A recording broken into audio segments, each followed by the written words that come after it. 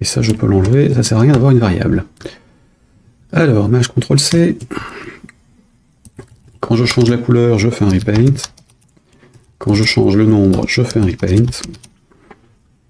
Et donc c'est mon repaint qui va servir à calculer le truc. L'ancêtre, c'était de l'abstract, je ne vais pas faire d'inherited. Il était vide. Et donc, mon glyphe,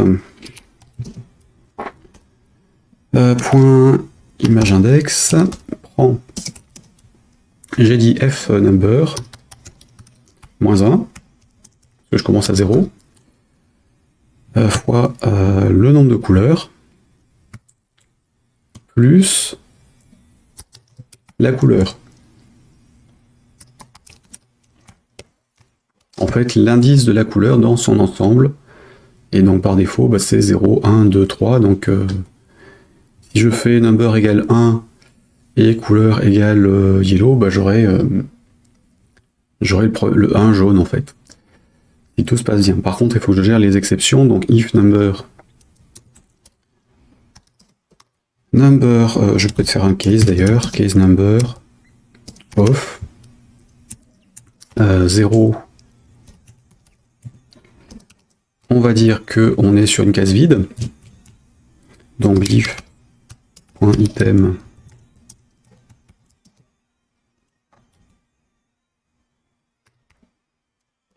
image, pardon, index, prend, j'ai dit case vide, c'est la 37, non, c'est la 36. Si on est à moins 1, on sera à 37, donc vide, croix, et les autres cas, 1 à 9, c'est ça.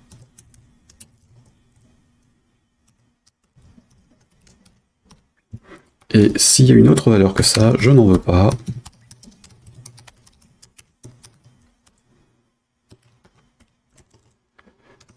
Wrong, wrong, number value.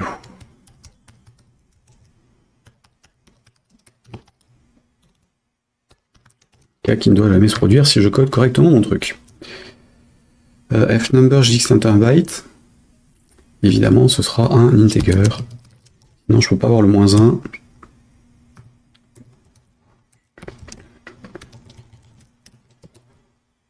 Je crois que c'est une journée où je vais me planter sans arrêt sur les raccourcis clavier. Ça c'est bon, et là pareil, on est en integer, donc c'est bon.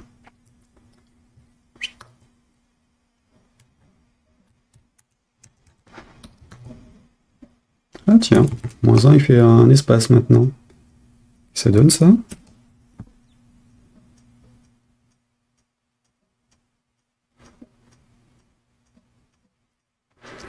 Ok. Donc, disons qu'on fasse l'écran de training. Donc première étape, c'est on choisit la taille des cellules, enfin de la grille. Donc on va afficher des éléments gris qui seront cliquables et on affectera la valeur de clic dessus. Ça c'est bon, et selon le clic qu'on fait, on changera le nombre de cellules du jeu. Pour savoir sur quoi on joue, il va falloir que je sache combien de cellules je gère.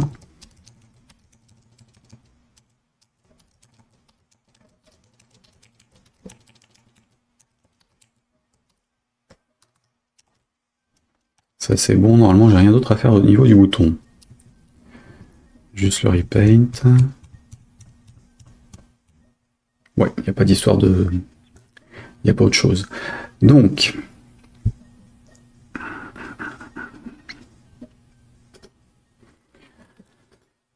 pour savoir dans quoi on joue, donc il me faut le niveau il est déjà dans le game data. Digiku, game data. Là. Bizarre trié par quoi là?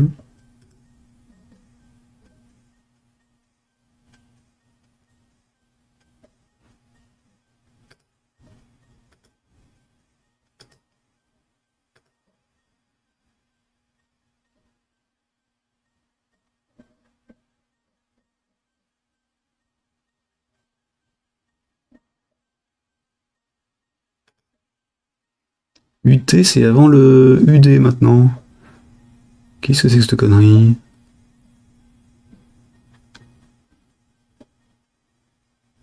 Bon, admettons. Je cherche même plus à comprendre ce genre de truc. Il va y avoir une connerie majuscule à la con qui fait que ça fout le bordel. Alors, par défaut, donc mon jeu, il contient le score, le level et le nombre de vies. Donc, a priori, le niveau... Bah, en fait, le niveau, on saura à combien de cases on en est, donc je peux le garder tel quel. Le nombre de vies, je peux m'en servir pour gérer le nombre de cases. Alors c'est un peu foireux comme idée, mais ça peut être jouable. Comme ça m'évite de rajouter du code. Donc je vais simplement faire un alias vers les propriétés existantes avec un autre nom. Donc ici, je vais dire que mon nombre de cases, c'est un NB Lives. Je vais garder ça. Je sais pas si ça va passer, ça, tiens. Première chose, la première fois que je vais m'amuser à gérer plusieurs propriétés en même temps, mais ça ne devrait pas poser problème.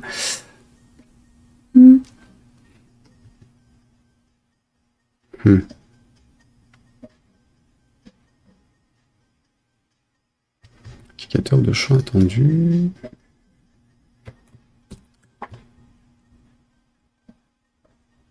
Non, il en veut pas. Oh. Property, case, 2.64, read. Write. Ok, il veut pas, c'est pas grave. Hop. Tac. Donc read. Alors, nombre de cases. Ok, j'ai besoin du nombre de cases actuelles, du niveau. Donc le niveau on garde. Le score, il n'y a pas de notion de score en fait, c'est le niveau. Du mode de jeu. Savoir si je suis en entraînement ou en mode normal. Sachant que l'entraînement, on peut en sortir, le mode normal, on s'en fout.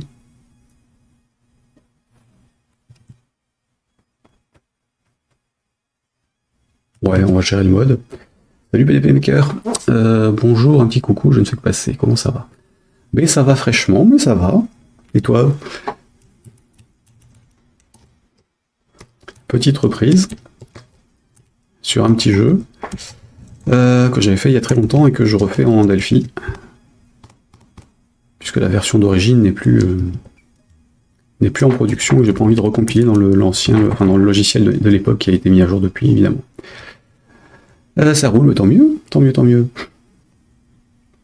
Donc nombre de cases, on a dit, on a le mode de jeu. Voilà, et donc ce sera du read et du write sous forme de procédure et fonction. Donc read get ça, write set ça.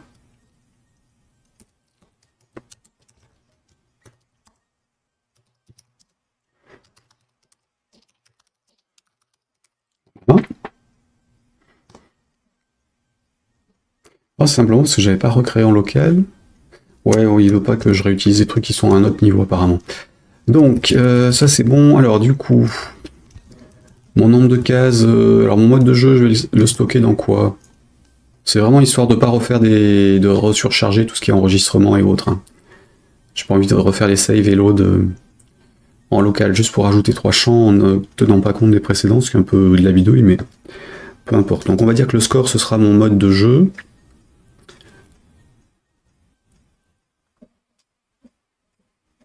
Le niveau, c'est le nombre de grilles sur lesquelles on est, et le live, ça va être le nombre de cases. Donc mode de jeu, j'ai dit le score. Donc là, je suis sur la fonction, c'est return, résulte, prend score.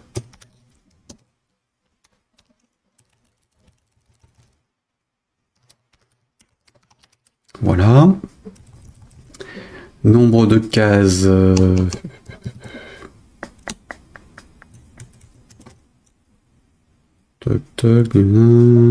Oui, c'est bon. Nombre de cases, donc j'ai dit... La version précédente est écrite en quoi? En AppGameKit. AGK basique, j'ai mis les codes sources ici.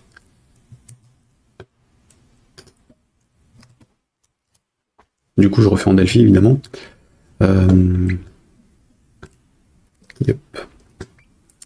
C'était simplement un outil multiplateforme pour faire des jeux vidéo, enfin, avec un langage basique orienté jeux vidéo, qui permettait de faire de la 3D, du dessin directement sur un truc, enfin, sur un écran à l'ancienne, en basique donc, avec son propre interpréteur et compilateur avec du Windows, Mac, iOS et Android à l'époque. Ça date de 2012 ou 2011. Je sais plus de combien ils... Qu'est-ce qu'ils ont mis dessus? Ça c'est la dernière version en date, 2005. Oui non, ça c'est l'éditeur en fait qui est de 2005. Et pour le reste... non, il n'y a pas la date. En tout cas le jeu datait de 2012. Et puis après, comme Fire Monkey est sorti quelques temps plus tard, je me suis remis à Delphi, j'ai abandonné complètement AppGameKit et autres environnements de développement multiplateforme sur d'autres choses. Enfin, multiplateforme ou uniplateforme, puisque en l'occurrence, Objective-C, j'avais dégagé aussi. Donc score, là on est sur le nombre de cases, et j'ai dit que c'était le nombre de vies. Donc résulte, prends NB lives, et donc lives prend value. Voilà, j'ai triché, j'ai mis 3 valeurs.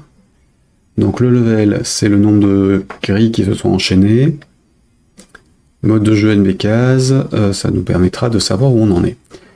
Ensuite, donc mon mode de jeu, ce sera entraînement ou pas. Je vais le noter là-haut.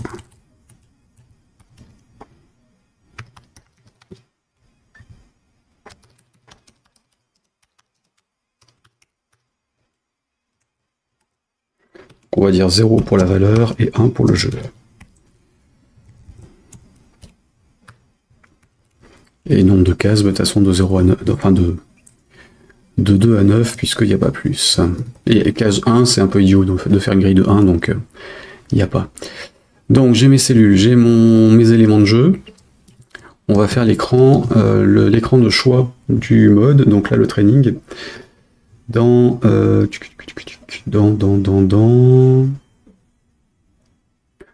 Si, juste une dernière chose en fait. Du coup, comme j'utilise des données qui ne sont pas forcément initialisées au bon endroit, j'ai quand même besoin d'initialiser ma partie là-dessus.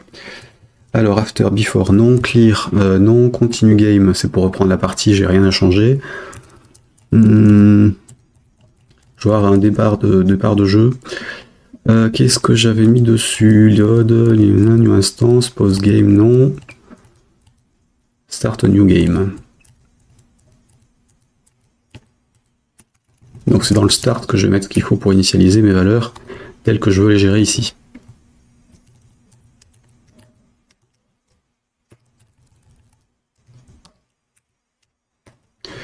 Et donc dans le start,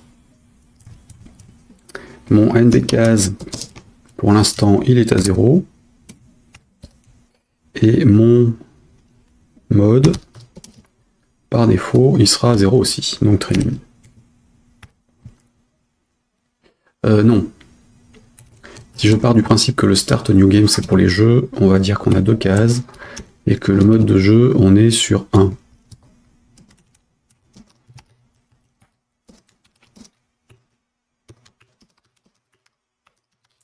Et du coup, mon level, il est à 0. Soit 1. Non, on va dire 0. Voilà, ça c'est mon initialisation du truc.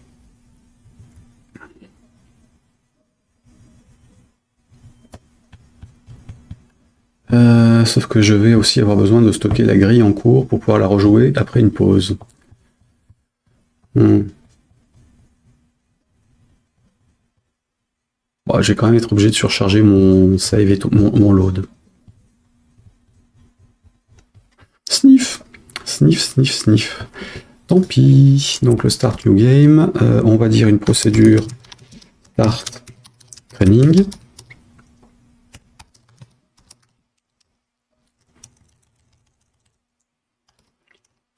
mon start training... Qu'est-ce que tu fais, toi? Non, pas d'override. Il n'y a pas d'override dessus, ça n'existe pas. Donc mon start training, il fera un start a new game.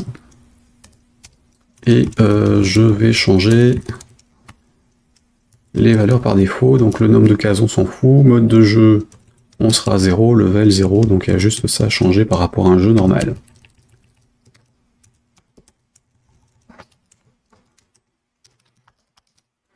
Voilà.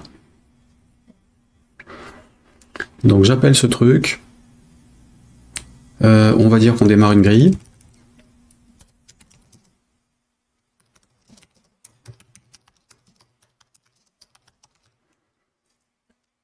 Donc en 2 par 2, et là...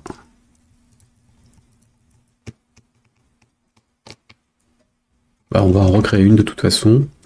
Sauf qu'il faudra que je définisse le nombre de cellules. Donc là, je vais définir le nombre de cases, en fait, dans le start.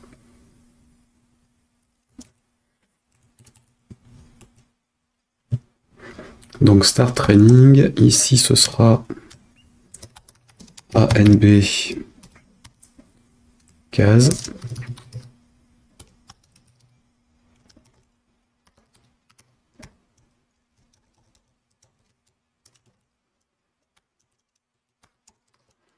Voilà, et donc mon nombre de cases, ANB cases. On se met en training, et donc pareil que l'autre, je régénère une grille, ici aussi. Je la fais 2 fois, c'est pas grave. De toute façon, la 2 par 2, elle va pas faire grand chose. Ok, donc... Première étape, on est sur le menu, l'écran d'accueil. Donc là, on va sur Training.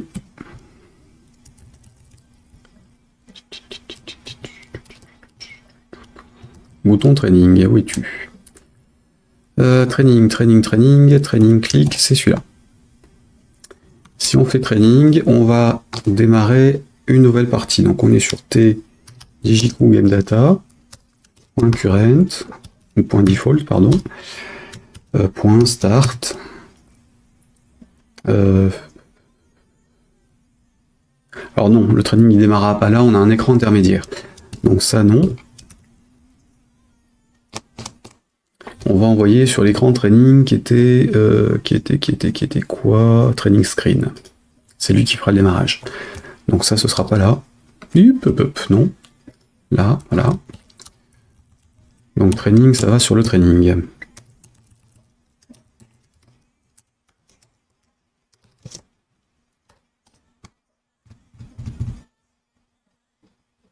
Du coup, sur l'écran de training,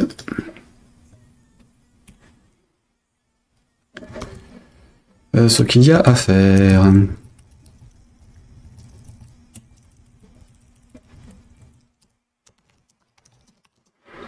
Dessiner la liste des boutons pour choisir le nombre de cases d'entraînement.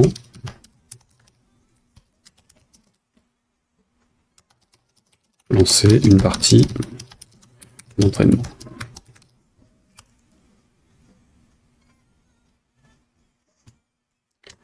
Ok.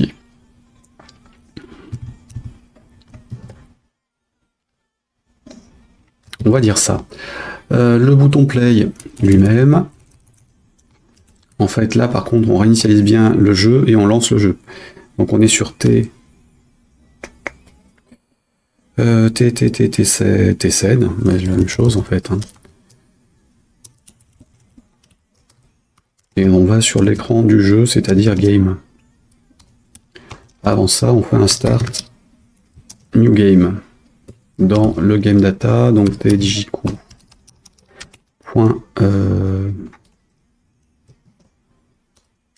Default.start.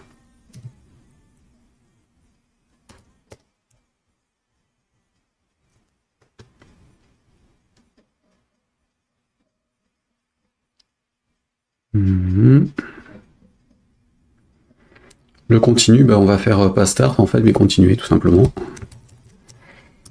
Puisqu'il le gère tout seul. Enfin, il le gère tout seul, c'est géré dans le starter kit que j'avais mis en place. Donc le continue game, il récupère les données du jeu et il permet de lancer la partie après l'avoir redessiné. Donc ça c'est bon. Il me restait tout doux dans l'écran de jeu, dans l'écran d'accueil, non. Donc lui il est terminé normalement. CTRL D, CTRL S. Bien. Donc Training fait le choix, il lance une partie en entraînement.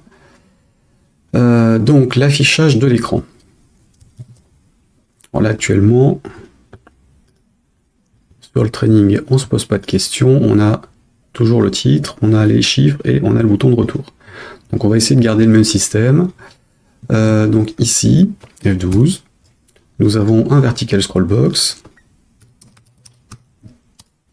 en client.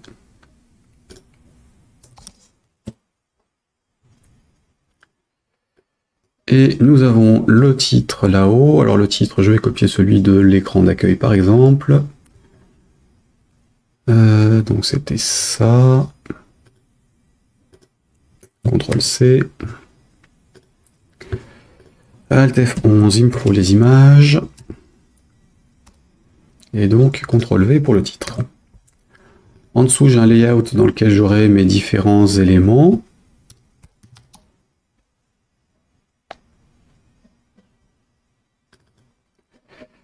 Qui sera en top. Et dedans, j'aurai un layout vertical avec les chiffres. Et donc lui, il est en horizontal center comme les autres. Voilà. Et en dessous, j'ai un bouton de sortie. Donc là, je vais copier ce que j'avais sur les options, par exemple. CTRL C. Et V. Mon bouton ici, c'est un bouton de retour. Donc il va simplement faire un tscn.current tscn type.home. On revient à l'accueil. F12, le bouton back. Alors il était initialisé dans quoi? Donc on a le layout avec le contrôle, ça je l'ai pas encore mis sur l'écran de training, d'ailleurs je sais même plus si j'avais fait les... Ouais, j'ai pas encore fait les surcharges, donc on va les récupérer. Pareil que pour l'autre en fait. La traduction pour le bouton back, et l'affichage et le masquage de la scène. CTRL V, maj CTRL C. Donc le hide, c'est le même que pour les autres. Je me contente de cacher le contenu. Et d'éliminer la zone de gestion de trucs, enfin des éléments graphiques. Il me faut les USIS correspondants, et donc j'ai besoin de... Je vais récupérer les 4.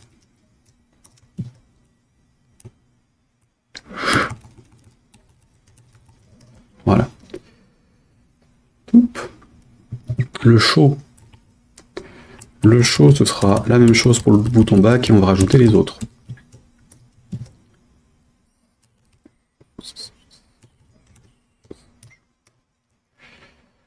Donc, show, on a quoi? On aura au moins le back. Bouton par défaut, ouais. Open, help, bar, à la limite. Il y aura la touche échappe. Il faudra que je rajoute aussi le truc de déplacement dans les menus. Donc je vais remettre la même chose que sur celui-ci. Par copier-coller pour pas m'embêter. Alors, la help bar dans le show. Elle est là. Et j'avais une option move normalement. Bah, de toute façon, j'ai les 3, donc je vais récupérer tout ça. Déplacement dans la liste des boutons, sélection de l'élément, et puis bouton de retour, donc ça. Quitter se transforme en